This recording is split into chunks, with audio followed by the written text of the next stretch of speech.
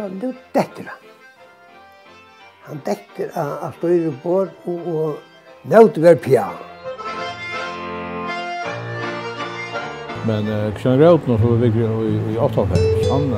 Han fiskar nog snägt med ut men svartskjaften var den stora utkanten. 45. Näkre att jag kan samman till att pröva på att få skip till gatan.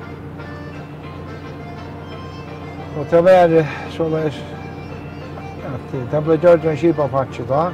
Ja, att han nog omtalar skipapatchen som är många imiska namn. Och kulturen kallar det äventyr.